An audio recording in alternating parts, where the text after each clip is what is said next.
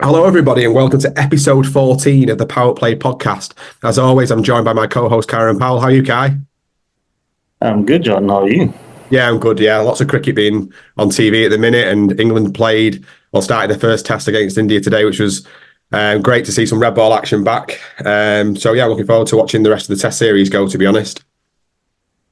It's a long series out there. It's going to be interesting to see how fast ball fares. Well, yeah. I was just I don't know, to be honest with you, there's a couple of things, three things that really played on my mind a little bit since a ball was bowled, and one of them was being obviously the issue with Shoaib Bashir in terms of getting his visa, and I feel though that with his Pakistani heritage and this and that, it's playing a part in it should. I don't think it should it shouldn't be an issue, and it shouldn't be something that's preventing this young lad, making his test debut and playing for England. It's a bit of a shame that it's happened. I know it's happened before. I know that Moeen Ali had a bit of an issue. I know that Usman Khawaja's had an issue before. Saqib Mahmood had an issue getting in there with the Lions before. And I think that it's just a bit disappointing, really, that something like that's happened. And, just because of his heritage, it shouldn't really play a part, in my opinion. But I just wanted to go, what did you think over that? Yeah, there's some things that are just, obviously bigger than the game. Tensions between certain countries. You look at what's happening in the world. With the whole stuff in the Middle East. You've got, tensions with Ukraine and Russia. So, these are things that are, again, unfortunately affecting the game of cricket. But there's nothing that anyone in cricket can do to control it. I've seen that he's been granted his visa now. Yeah. Actually, so he should be on his way over there, and hopefully, a bright future ahead of him. I've only heard very little about him. He's obviously still quite new to his first class career, much less his international career. So obviously, any young guy going out to India for your first international trip is amazing. The love for cricket, the history of cricket, and it doesn't matter where you're from. They literally you play good cricket and they respect that, it's an amazing place to be going. So you got touching on that. Do you not think there's things that the ICC can do to help that situation? No, this is above ICC level. Yeah. This is talking about international relations here. Yeah, true. Yeah, this is not just jumping on a ferry from St. Kitts to Nevis. This is something that's had a long lineage, a long history. These two countries, and so you look at even the Champions. Was it the Champions Trophy? No, it was sorry, not the Champions Trophy. It was the Asia Cup last year, where India played all of their matches in the UAE or in Sri Lanka or something, whichever one it was. I can't remember specifically. And then the Pakistani team being granted their visas, quite late to go to the 50 over World Cup that just concluded as well. These aren't things that the ICC, have any veto power on, or else, we see a lot more India-Pakistan series, which I think would actually be even better than an Ashes series. Where you're talking about quality. That would probably be the best series out there possible. So these things happen, but now he's been cleared and he's on his way.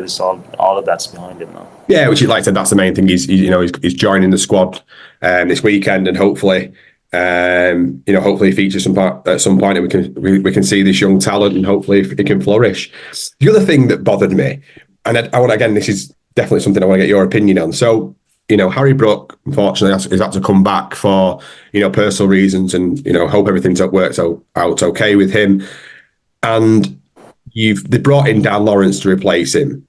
Now, Dan Lawrence, been playing very well over here in the summer, but he's been playing in the Big Bash, and then from the Big Bash, he's gone to the ILT20. He played one game for the Vipers, I think it was, and then he's been flown over to India. But England have got an A team over there at the minute. So they're playing the Lions are in, whoever is England A are playing India A, or the England Lions are playing India A. And you've got Keaton Jennings, who scored a 140 and a 63. Josh Bohannon scored a couple of half centuries, maybe even I think he got a century as well. And another middle order batter scored runs. But you're bringing in somebody who has been playing T20 cricket, no disrespect to T20 cricket, but surely that undermines you taking a squad or a Lions team over there.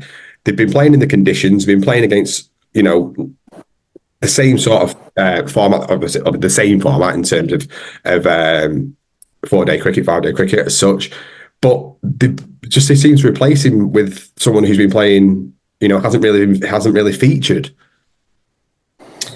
Well, I think this England setup, obviously, well, not I think we can see they do things quite differently, and I mean, playing in the conditions and not playing in conditions, it doesn't necessarily seem to make too much of a difference, because this team went to India 3 days before the start of the series, where they were having their preparation camp out in Abu Dhabi.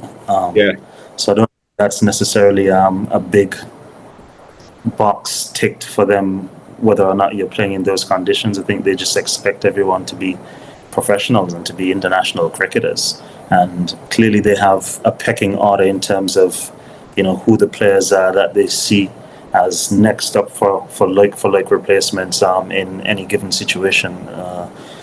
Again, Dan Lawrence was throughout the summer spending a lot of time around the test team.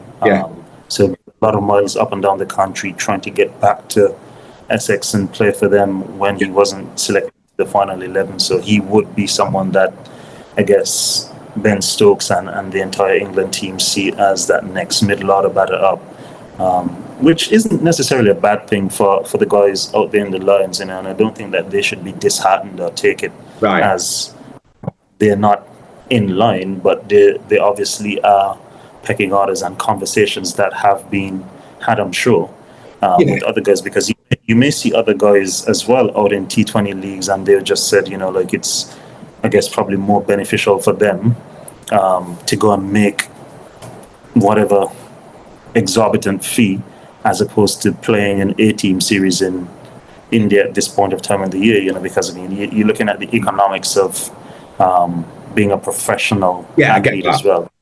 So I guess maximize players' earning potential and just look at it as, he's still playing some form of cricket. And once he's still playing cricket, he's still taking over, and that's all they can ask of them. Yeah.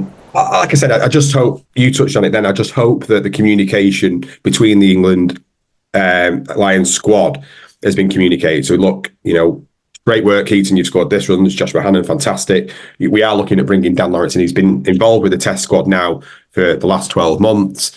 And that is really what the reason, that's the reason why we've gone ahead with him. Yes, we appreciate he's been doing this. But like you said, I think ultimately, now you've said it, like this is why I enjoy speaking to you about it, because I see certain things in a perspective. You see it as you are a professional cricketer. That's why it's so good listening to you, is that I see it as a way that, why have you not brought him in? But you're saying that, he's making, making finances work in the fact he's gone to the BBL, then to the ILT20. So he's looking after his career. So it does make sense, I suppose, in that respect. But from my perspective, I just wish that the communication from, with the Lions batters especially have said, look, this is the situation, and they're involved, and because I think they've been performing quite well, because I think it's been a tough series for them as well. I think they're under the pump in this game at the minute, but I think there's a few of them that have done quite well there. I think Keaton Jennings especially has shown that, I think, like with his 140 he got, and he's shown that he could be an option if one of the openers went down, for instance. But we'll see how that boils out. Do you just see Keaton Jennings as an opening option, or do you see him as a viable option at any sort of slot throughout the middle order, I guess, with his propensity to be a proficient player of spin? I personally would see him as anywhere between one and in the top order, not necessarily just as an opening batter. And it's funny you should say that, because last week we had that discussion about the David Warner situation and how some of the likes of the Matt Renshaws and Marcus Harris are going to have to somehow adapt the role. I would like to see Keaton Jennings in that mindset as well, to think that, yes, okay, Ben Duckett and the other opener, for instance, Zach Crawley, that, they're doing quite well. So for me to get in the side, I need to somehow figure out how that might be a way in. But he, like I said, he does play spin very, very well. So he's going to be a viable option if one of them goes down. Yeah, it's an interesting thing because, I mean, saw Ben Stokes coming in at number 6 today, which he's really been slotting in at the number 5 position. So obviously, Johnny without the gloves came back up to number 5. So there's just a lot of moving parts in the batting order. Like, it's never just stagnant. Like, it's never the same. You never know what's, I guess, going to come apart from the baseball approach. No. And just touching on that side, what did you, well, in my opinion, again, this is something that I was a bit confused about, is you've taken Jimmy Anderson over there, but you've not picked him. You've gone with one quick and then the 3 spinners. I don't know whether, I just thought, again, this is my take on it. Jimmy Anderson could be the one who gets swing early on with the new ball, but he could also get it to reverse a little bit later on. Do you think he would have missed a trick there with that one? I know we don't know yet with the first test currently being played, but do you think we'll miss him? So I'm not sure if you're familiar with what a top is. It's like you can take a golf ball and like you hit a nail into it. You cut off the ends, like you sort of like sand it down, and like it's something that kids use in the Caribbean. Like you spin it on hard surfaces, etc. All right, okay, yeah, I know what you mean now. Yeah. So there's a saying that you can't spin tops in mud. So basically, horses for courses. I mean, you can take anybody out to India. Yeah. That doesn't mean that the conditions are necessarily going to suit him. Right. And I guess the way that they weighed up the conditions, they thought that obviously Mark Wood, with his extra pace, is going to be a viable option anyway. And if you're going to get reverse swing, I guess you want it at as much pace as possible to sort of give that a less time to react. So I think that's where they went in with a Mark Wood as opposed to Jimmy Anderson, because, I mean, Jimmy's pace, realistically, you look at his pace throughout the summer, it's been down. It hasn't been up to what it's been in recent years. And, Jimmy is obviously as well not 25 anymore. No. Whilst he is a serviceable part, he's not what he used to be. And so that's not any knock on Jimmy Anderson. He's still one of the greatest and probably the greatest seam bowler of this generation. Yeah. But it's just England trying to pick a team that they feel gives them the best chance of getting 20 wickets in this match. Yeah. If anything, I would be a bit surprised in terms of selections like Hartley as opposed to, let's say, Liam Dawson. What happened to Adam Best? He came out to Sri Lanka a few seasons ago and got a 5-wicket haul, if I'm not mistaken, bowled pretty well. Went back into the county game, and then that's sort of it. What happened to the guys that are playing county cricket season in, season out? And I mean, they can't fix the wickets. Obviously early season English conditions are what they are. Spinners aren't going to thrive much. I mean, it's a tricky situation, but you'd think that you'd sort of go for your more experienced bowlers. And I mean, you look at the way Joycewell, I guess, attacked an inexperienced Hartley there. He doesn't have, I guess, anything to fall back on in terms of first-class experience, in terms of knowing, okay, I just need to adjust or settle down, or how do I get this guy off strike and bowl to the other batter? Just different tactics that he would be able to employ had he been a bit more experienced. Yeah, I think that point that you mentioned there, I was going to lead on to there about Tom Hartley opening the bowling, was I think what they tried to do, England, is pick by bringing in Tom Hartley, is his height. So he's 6'4" or 6'4.5", give or take. And I think that they want him to really sort of bring that ball in sort of from a tall height and, with pace really, and sort of try and let the wicket do stuff with it. And I just think that it's a tough ask for him to go and do that.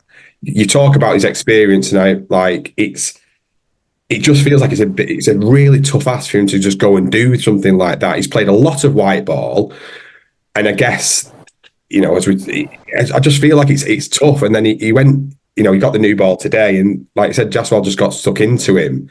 And I just think that England have got to really look after him a little bit now, because a few years ago we had, well, probably 5, 6, 7 years ago, Simon Kerrigan made a Test debut and he got destroyed. And I think, taken to the sword big time, and he never really recovered from something like that.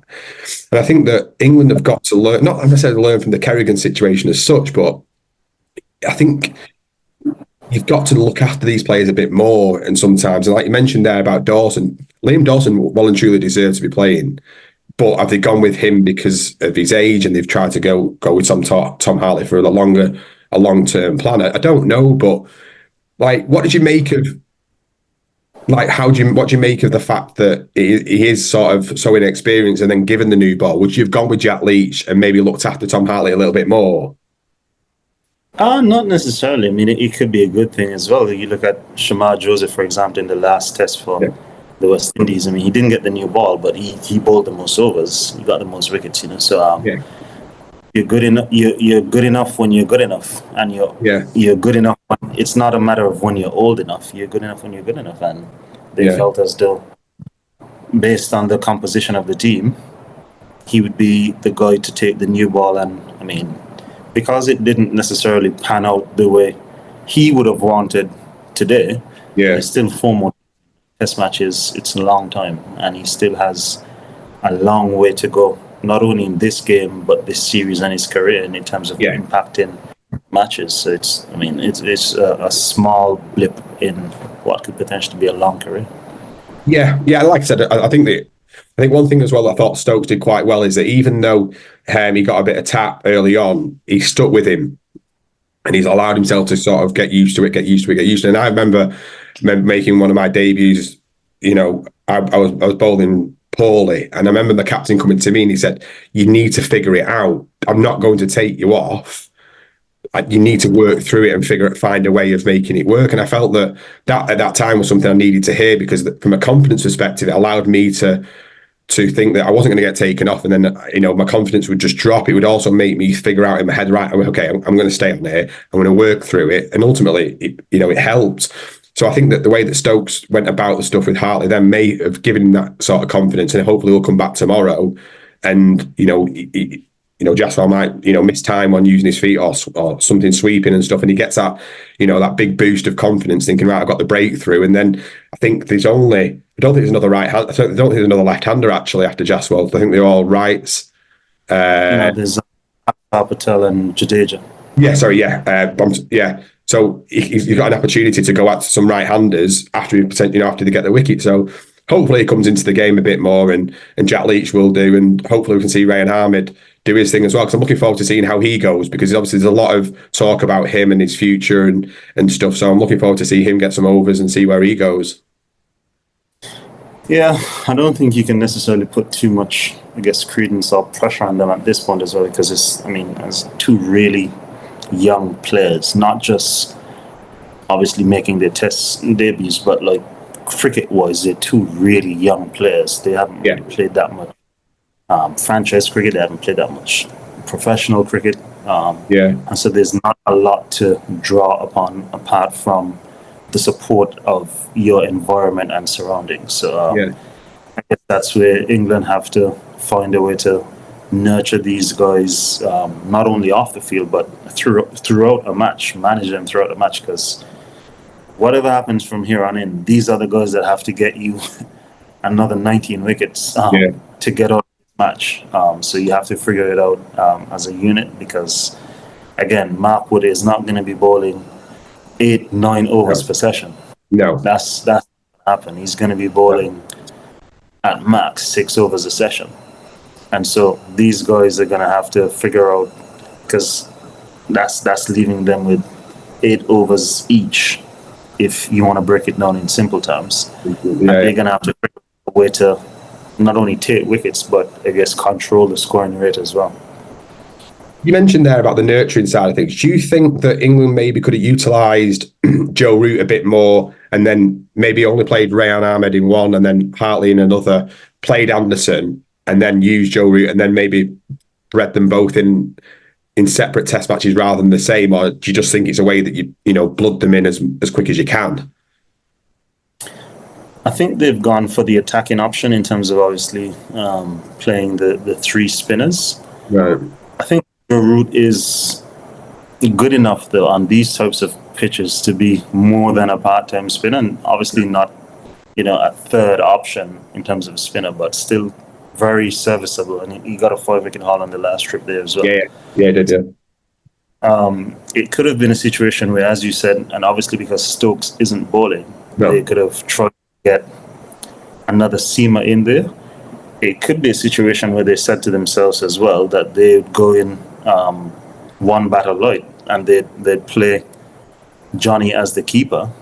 Yeah, well, so play 6 batters and force your batters to bat and go the extra seamer that way, and so that you've covered all bases, because I guess Jimmy gives you at the very least control, and he can bowl long spells regardless of his age. So it gives you somewhat control from one end, and you can sort of plug away at the other end. So I mean, there's so many different ways of looking at it, playing around with it. But I guess everyone has the inkling that the pitch is going to deteriorate very quickly.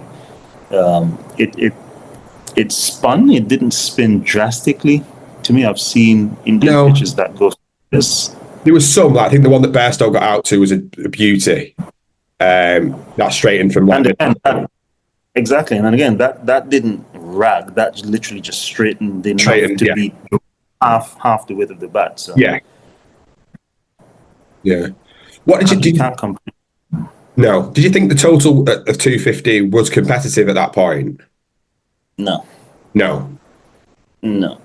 Because you're talking about spin being foreign to England, not to India. Yeah. You're talking about players that are playing at home. Yeah. That have just had a very tough tour of South Africa and are looking to cash in. Yeah. You're talking about players that understand the fact that Virat Kohli's out for the first 2 test matches and somebody's going to have to get dropped. Yeah. So players understand all these varying circumstances and are vying to keep their spot, whether it be a Shubman Gill who hasn't lit the test arena up like how he would have wanted to at this point. Joyswell, who's going to want to retain his spot. They seem to be backing him through all formats of the game at the moment, and he's been them, to be fair. Shreyas Iyer hasn't put a foot wrong, if you're going to be honest. And then you've got KL Rahul, who's just scored another century in South Africa as an Indian wicket keeper. The situation where the wicket keeper gets dropped and KL Rahul just goes to become the keeper, or there could be mass turmoil in the batting order, but those guys aren't trying to leave themselves open to option B being them getting dropped. And so 260 for me doesn't look competitive, because these are guys that want to cash in and cash in big. Yeah, and the way that they went out as well, it's how they targeted from the start. Like, I read an article on ESPN, they were talking obviously about how India basballed England at the start of this and that, but I think they were just tactically quite astute with the way they went about it. Exactly. It wasn't necessarily baseball. I mean, it's just common sense. If you can jump on top of a debutant, then they're only playing 3 spinners and a seamer. The seamer's not going to bowl much, so you're left with 2 other bowlers. Yeah, exactly. It's just common sense. You can take one of their bowlers out. Yeah, exactly. And the way that Jaswell played Hartley was he just swept him. He used the spin and kept sweeping him. So I think that the way they played was the way that, because I was a bit disappointed with some of the dismissals from England. I was disappointed with Ollie Pope's dismissal. I thought that, he just looked like he prodded at it and sort of like jabbed at it. You can't do that in those conditions to a left-arm spinner. He just looked a little bit, again, we talk about this a lot, but the preparation of it just didn't look right. That's not somebody, in my opinion, who's been batting on those types of wickets. There was no soft hands there. I know I'm not talking like a professional in the fact that but he just didn't look, that's the way you should be batting, basically. I mean, I wouldn't say it's lack of preparation, because these guys hit a lot of balls. Yeah. These guys, I'm not talking about golf balls. We know they hit a lot of those as well. these guys won't be underprepared. That's for sure. So it's just poor execution on his part that time around. And I think this is going to be interesting tour for many factors, because will this put to an end the baseball charade? Will they in turn say, let's go a bit harder? I personally don't think that everyone in the team needs to play like that. I mean, you look at a Joe Root. I think Joe Root's far too good of a player to be even entertaining such conversations. But he's been playing his role, I guess, or playing his part in driving English cricket in the direction that they want to go, which is kudos to him, someone that's played that much cricket and is still willing to adapt and try something which, I mean, has affected his productivity. But I guess the team overall is getting a bit more. So ultimately, I guess he'll be happy with that. But deep down inside, we know that he'll want to get some big scores as well. Yeah, definitely. I think that's one thing with Root is that I just leave him. Like, I wouldn't even need, in my opinion, as a captain, I felt like I wouldn't even need to speak to him about anything. I know that he would look after himself in the way of preparation and everything in terms of how he would, his game management would be, I wouldn't need to run it by him. But I think you make a really good point there about, does everybody need to be this aggressive or that aggressive, in the fact that I think one thing that Ben Stokes has done extremely well is that he plays the situation of the game. He's fantastic. And in the Ashes, people spoke about how, that it's like a bit hypocritical at times. He was saying, talking about baseball, but he's come out and he's had 20 off, 80 balls at time. It talks about, I think it shows that this group of players have got to work out a way of playing the game in a situational perspective, of understanding when to go and when not to go. And I think that, as someone like yourself who's played volumes of Test cricket, you've got to understand that when England lost the wicket of Ben Duckett, you've got to rebuild a little bit at times. And that's when I felt that the big twist of the Test match went, was England started really well. Yes, Siraj, he didn't bowl particularly well. England cashed in, they got to a nice start. They lost the wicket. Ashwin is a top bowler. It happens. But then I think that there needed to be a few overs there of just a little bit. I'm not saying defensive, because sometimes when you're facing two spinners, you're getting yourself in a rut if you go too defensive. But I think some of the shot selection opened the door for India, and they're too good of a side not to take the opportunity and really drive it home. And then you had that situation with the partnership with Root and Bairstow. They rebuild. Lost a wicket. Stokes come in. Stokes did what he did, but then obviously was able to sort of take the opportunity and post you said obviously it wasn't really competitive, but he was posting a bit more of a respectable score. But I do think England need to learn a little bit from this sort of game situation management and understanding when to be aggressive or not to be aggressive, really. Well, Stokes is obviously a lot more street smart than the rest of the team, but I don't think there's going to be any learning when to be aggressive and when not to be aggressive, when the mantra is to be aggressive. So they're just gonna, I guess, either be aggressive or be more aggressive when they're not sure how aggressive to be, which is how they plan to go down. And I mean, that's how they plan to play. Sometimes they're gonna get 500 in a day. Sometimes they're gonna get bowled out in a session, but they're willing to live with it and try and force a result for themselves, or at least give themselves a chance, maybe the way they're thinking about it.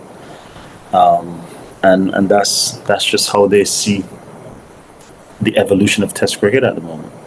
Yeah. Do you think, though, that is, you're saying that they're not going to change, and I get that, and that's Brendan McCullum's philosophy, and that's how he wants to play, so I appreciate that, and ultimately I suppose I respect it, the fact that he's got this bold and strong mindset of that's how he's going to play. But do you think that could be the undoing of England in India with that respect? I think it'd be the undoing of England on any pitch that's not flat. Right. You look at the Ashes, they played on flat pitches. Yeah. And obviously you see people like Jimmy Anderson had very little effect where the ball's not doing much. anytime the ball's doing anything in terms of like stopping in the pitch, like in places in the Caribbean where the pitches aren't true. Yeah. Obviously in Asia where the ball starts spinning, or where the ball does anything untoward, then baseball becomes a lot more difficult because you can't necessarily just play through the line and just hit on the up as you'd like. So will it be the undoing of baseball? I think conditions are the undoing of baseball, not necessarily oppositions. And it's just how long how many tours in how many varying conditions they get before they decide to start, I guess, reining it back in somewhere. Yeah, I think it's a good point. I think ultimately for it to work, they're going to have to adapt it somehow to make it work. And hopefully it still remains in a positive manner, because ultimately I think it will be a positive, because that's the mindset that Stokes and McCullum both have. But I think that hopefully at some point for England to go back to number one from the Test perspective, or at least be featuring in the World Test Championship finals and stuff like that, is that they're going to have to probably, well, you've got to be able to play in every condition, haven't you? And we spoke about that before. Do you think that they're going to feature in the World Test Championship finals? Not at the moment, no. No, I don't think. No. The approach, as I said, is predicated on flat pitches, and you have to be able to not just gain points at home, but that's how the World Test Championship is set up, and you need to be able to gain points away. And places like Bangladesh are a lot rougher than India. They start fixing Bunsen burners from the day before the Test match. Yeah, exactly. Yeah.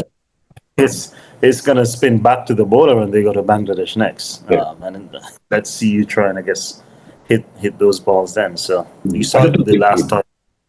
Yeah, you saw the last time New Zealand went to Bangladesh, and Bangladesh was, what are they complaining about? This our home conditions. We're playing to a home advantage. That's it. 180 was a huge score. So. Yeah, and that's what I think we've talked about. Kane Williamson's 100 that he got, and he spoke so fondly about that because it would have been ultimately such a challenging innings because of the way that he was just spun from the outset. But going back to your point then about England, I don't think they have the strength in depth that the likes of Australia, India and New Zealand have in terms of replacing players.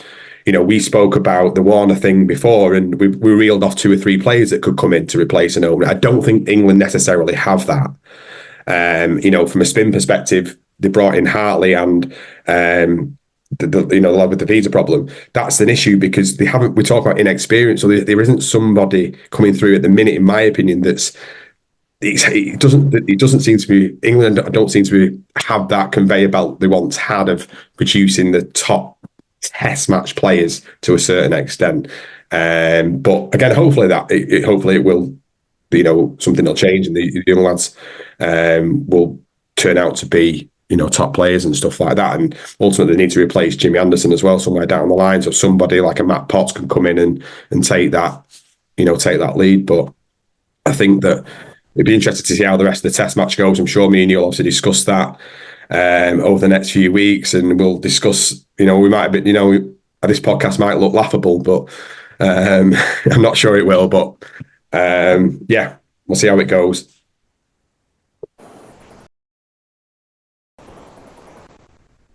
Well, so after my little passionate discussion about England and India just then, what did you make of the first day of Australia versus West Indies? Up and down day.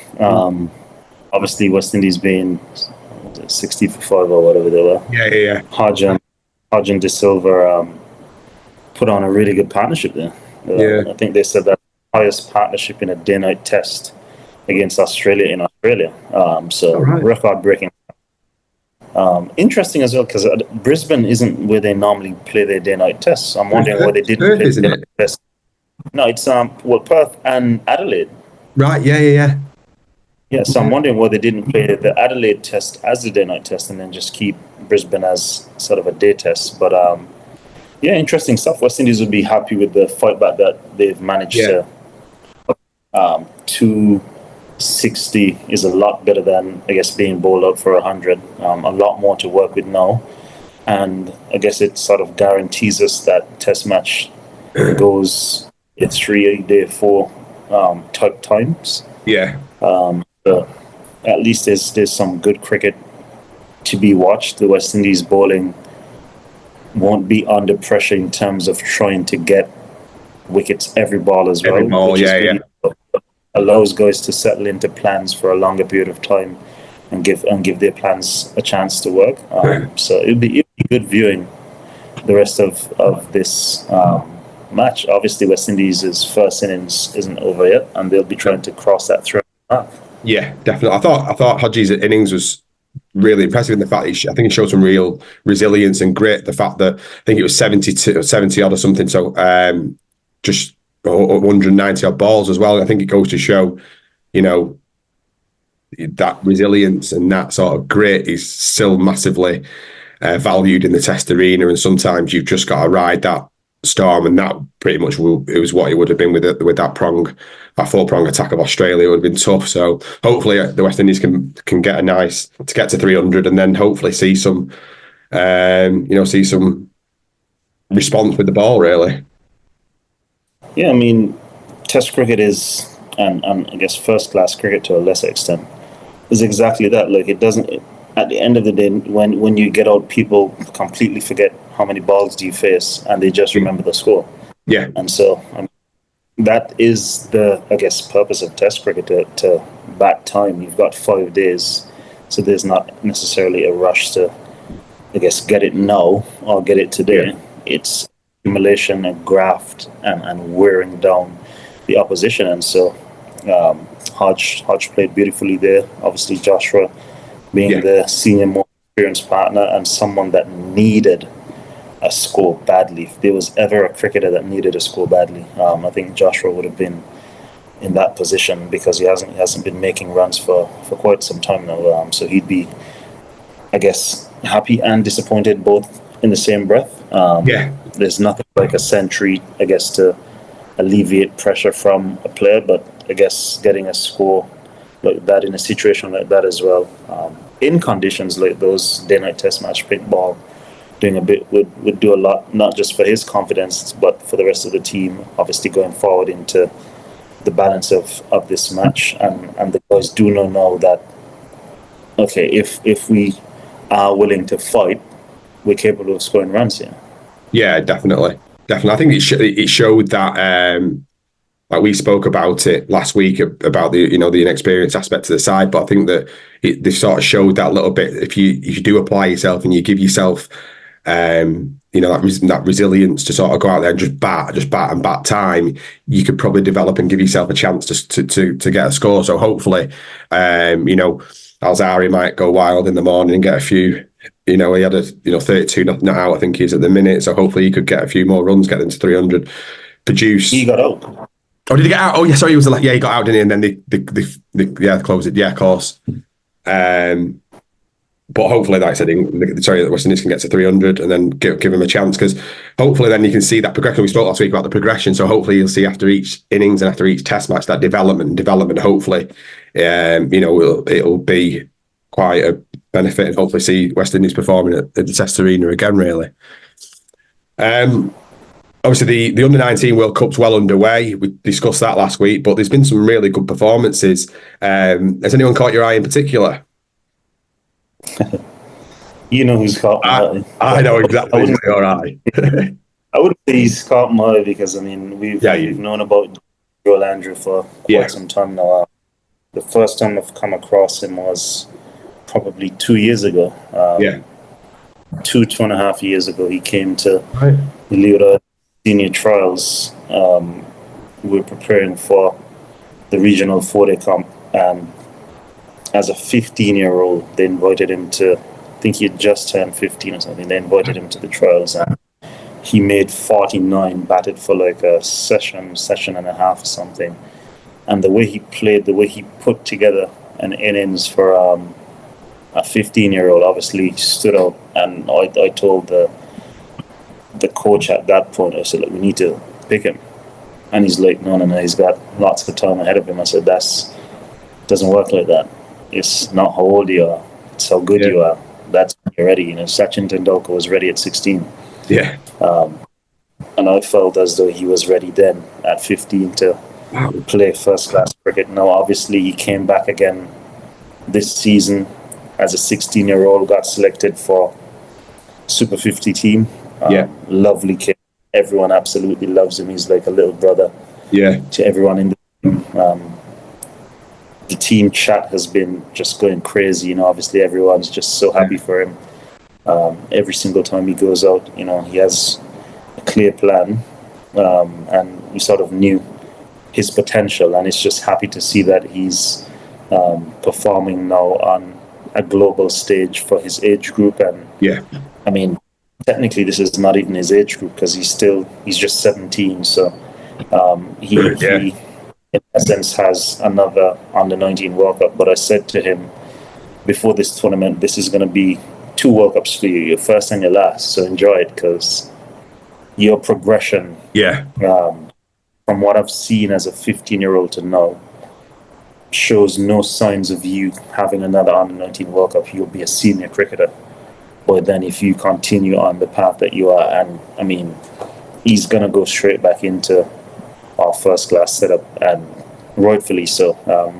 Just based on what we've seen thus far, it doesn't matter what happens for the rest of the tournament. Like, he's shown that, as a 16, 17-year-old, he has what it takes. I mean, and rightfully so. You look at the scores that he makes in club cricket on a weekend, right? And he gets 100 and this, 100 and that. Wow. And you look at the players that, I mean, we have in our regional setup. He's playing against the Alzawi Josephs, the Raheem Cornwalls, the O'Shane Thomas of the world, and he's not running away. Like, he's looking to take them on, and he's actually taking them on and hitting them for sixes.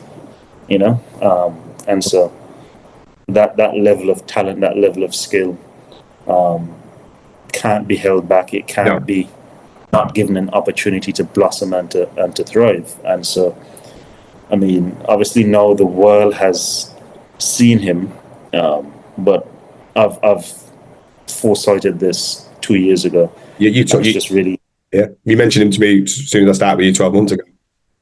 Yeah, and it's just pleasing to see. Nathan Edward, obviously another one. Him and Joel had that good partnership to finish the game, the last match that they were first game, 19. Another of our Leod under 19 boys. Again, someone that I think has a bright future. I'm happy to see that he got a promotion and he was batting at number 7 in this last match, as opposed to where he batted in the first match down at number 9. Genuine all-rounder. Right, okay. I think he's probably even a better batter than a bowler, but he's not sort of the opportunity. I think as his body grows and he grows into his game, that sort of it will sort of come out more and more. But again, another good young player, and he's actually contracted to our first class setup. So he's not just a young player in the under 19 setup. He's going to go back and potentially feature in the regional 4-day tournament as well. So that's good. Yeah, I love seeing young talent. I love seeing young talent that works hard and is hungry for information. And both of these guys are just exactly that. Hungry for information, always talking in the dressing rooms, in the hotels, really messaging you when they're away from you. And it's just good to see that they're getting sort of, I guess, the just rewards for not just their hard work, but like their dedication to the game. Yeah. I think you was like you touched on then. One thing that I've really enjoyed is, like, obviously I've been speaking to you about it during the week it's been on him. Have you seen this innings? Have you seen him score from New Zealand? Like, have you seen him? He looks fantastic. And I think it's been really good, because I think it's probably the first time, maybe the second time, that I've really sort of been fully invested into this under 19 World Cup, where, and again, it's just brilliant to see this young talent, and you see some of them. And he was a young lad from Australia. He took 4 or 5 in the first game or the second game, and his action was superb. And you sort of like, I don't know, you get that real buzz when you see a young player and you think, well, I'm seeing it on TV. You're involved with these 2 lads, and it must be fantastic for you to see all the hard work and the time that they spent and the practice, and Jewel bending your ear, wanting to talk to you, wanting to take everything out that you've got, to then listen to it all, absorb it all, but then really go and put it into this World Cup and this platform, this springboard into the career. It must be great for you to see, really, as well. Well, I don't know that I can take that much credit for it. Obviously, his family, his coaches, and all that have done an amazing job as well.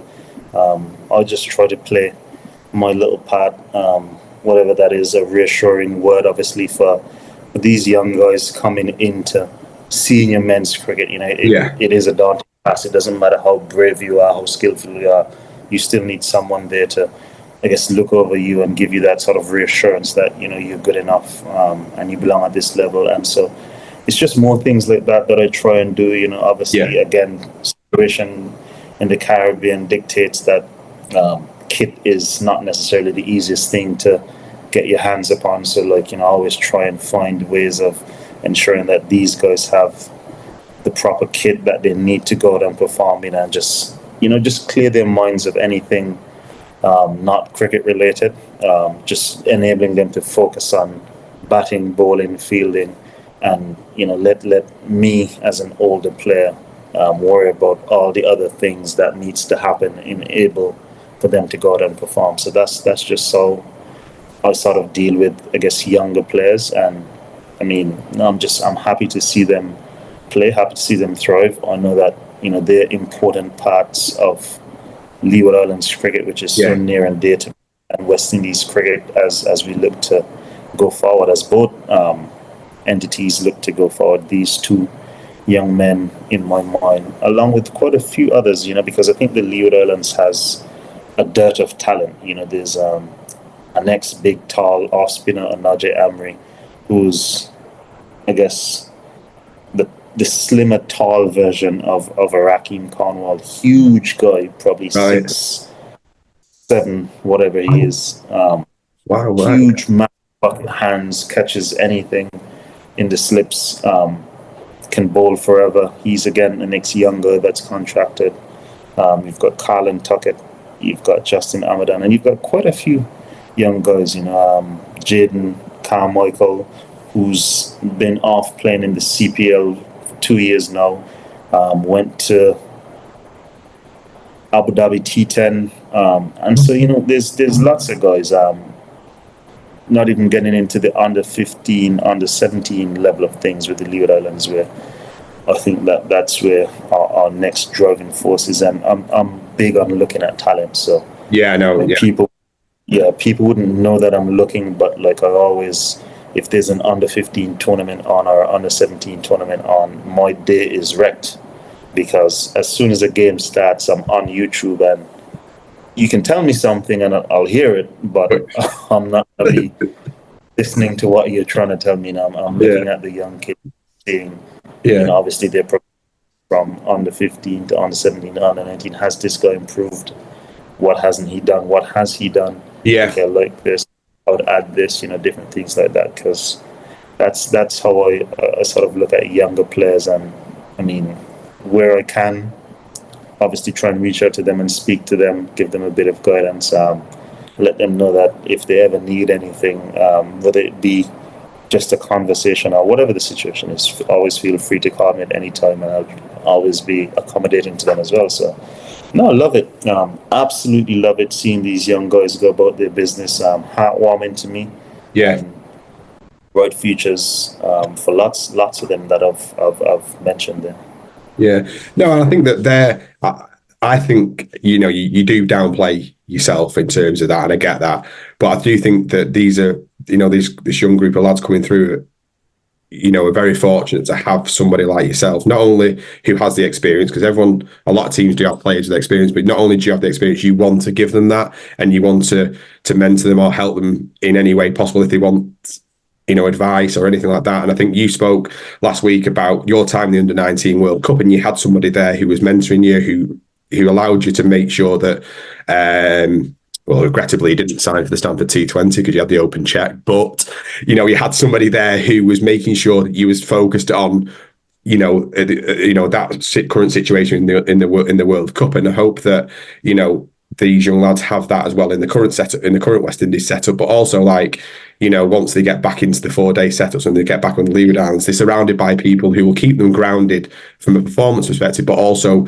ensure that that they've got the talent, but also that they remain focused and they have that right mentality to that, you know, keep working hard, but you've also got to be focused and you've got to keep working hard. And from that mentality perspective, because, you know, these various sayings, you know, hard work, you know, talent beats hard work, all that sort of stuff. But I think with people like yourself around them, they can't not be distracted. They will be focused on achieving their you know, goals that they want to set out, really.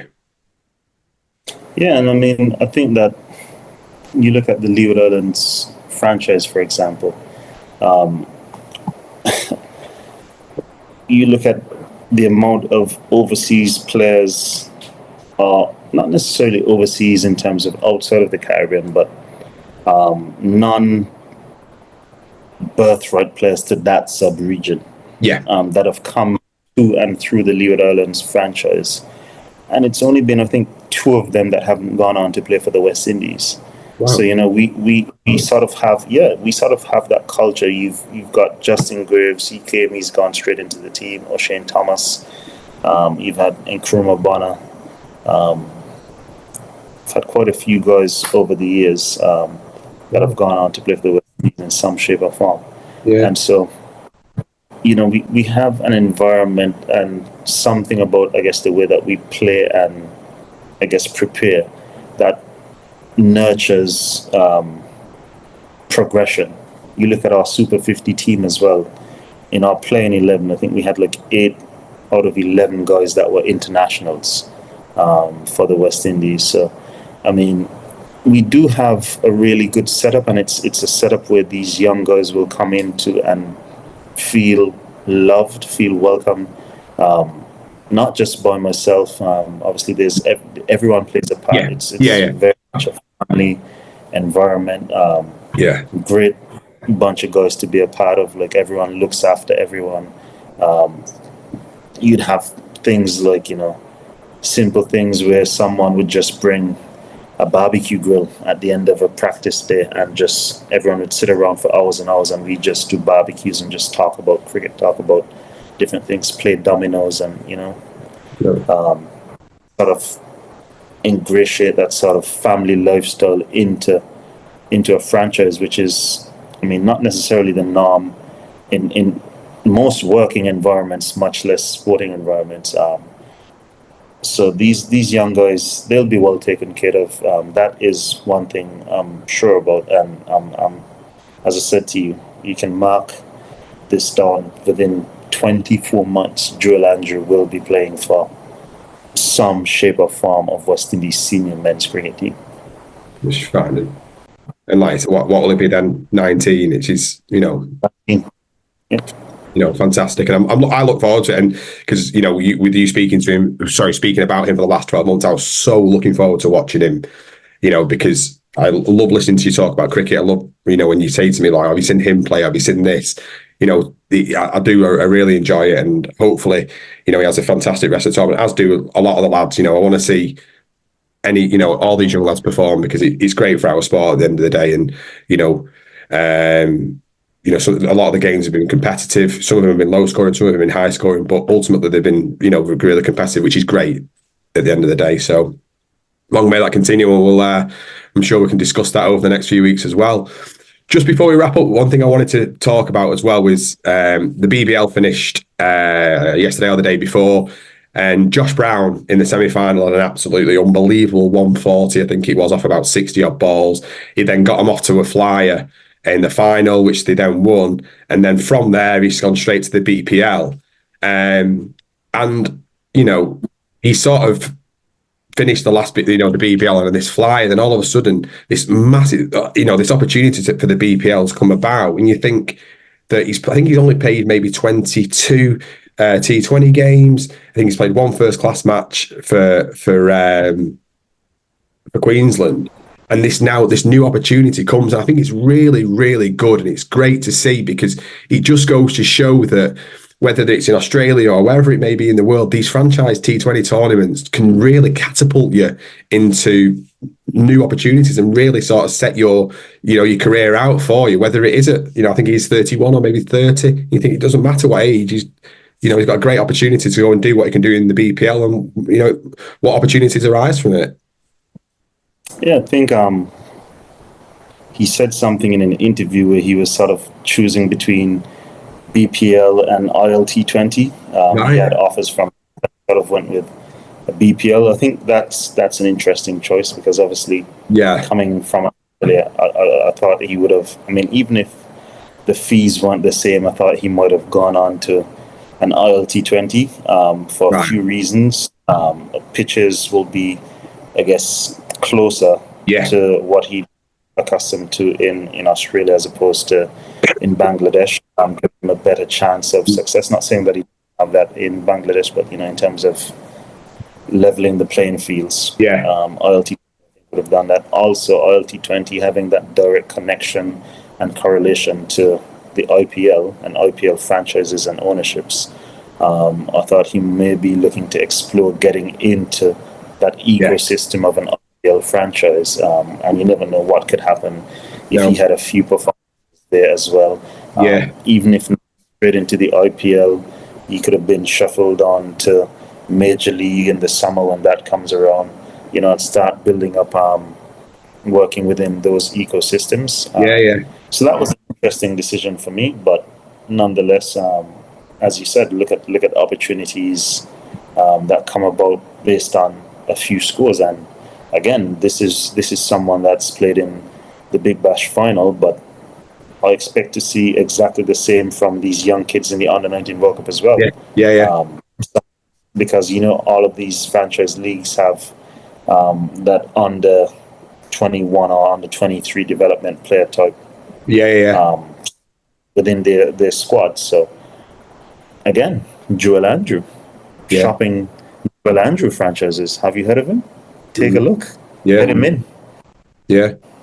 No, it's great to it's just good to see this opportunities coming about from it. And I won't say the carrot that's being dangled, but I suppose it is in the fact that whether that be in the Under-19 World Cup, whether that be in the BPL, the ILT20, or in the Big Bash, is that if your performances come, the next opportunity is only around the corner, and you can really, secure your financial future. I don't want to talk about just net finances to a certain extent, but you can, and it's there to be had if you want it. And I suppose at the end of the day, going back to the very first start of this conversation we had about Dan Lawrence, is I was talking about how England potentially went about it the wrong way because they missed the opportunity to bring in some of the Lions lads, and they went with Dan Lawrence. But after the conversation we've had, and the more you think about it, well, he could have gone and done something like that in the Big Bash, 70s, 80s, big scores, and then the opportunity to go and play in the in the Major League or in the IPL, whatever it may be. So I think it's good to see, and hopefully more of it can continue. Really. No, it's a crazy world. It's a fast-moving world. This franchise T20 leagues, and then we'll touch on Joel Andrew again. Sorry, Joel, I'm killing you in a minute. But you look at a Joel, for example, and people see what's happening now and stuff. But a few months ago, when they were on tour here in Sri Lanka, the West Indies Under-19 team had a tour of Sri Lanka. His family home got burnt down while he was on tour. So these are obviously stories and stuff that are coming to light now, and then you still find that he comes back and he comes to camp with the Leeward Islands senior team, and he's still so happy, still so jolly. He goes into that Super 50, only gets to play one game, got to make his debut against Barbados, got his webbing split. Some more bad luck. Had an Under-19 camp directly after that. Didn't get to bat in every match, and then comes to this World Cup and look at the rewards: patience, perseverance, and as you rightfully said, opportunities come just like that, and you never know what this may lead to for him, for his family, what God's plans are for him, and obviously his family and his country, etc. So. It's great to see when people get these opportunities and they do well, and it changes their lives. And kudos to everyone that's picked up deals in these various leagues that are going on at the moment. Because as you've said, it's great that guys are playing the sport that they love, but it's also, and guys have still got to go and secure their families' financials, because cricket is something that you can only play for a short period of time, and then you've got life to live for 2-3 times the amount of time that you were a professional cricketer. Yeah, of course. Well, I think with that, you just got to, as a professional athlete in any sport, you've just got to be ready to, you know, mentality wise and everything, and, you know, remaining switched on and focused, and you never know when that opportunity comes. But the only thing you can look after is the bits that you're in control of, is being ready. So yeah, you know, good. Well, thank you very much for tonight. Thoroughly enjoyable as always, and people have listened to me go on about England and stuff, but I'm sure that will continue over the next few episodes, no doubt, and hopefully a bit more positive and more of my negativity towards England. But, you know, fantastic as always, and thank you so much, Kie. Cheers, Jordan. Stay warm, stay safe. Oh, I can't really do the stay warm, to be honest with you, but we'll try. We'll give it a go. I'll go in the sauna or something. It's fine. Cheers. Thanks very much. Cheers. Bye.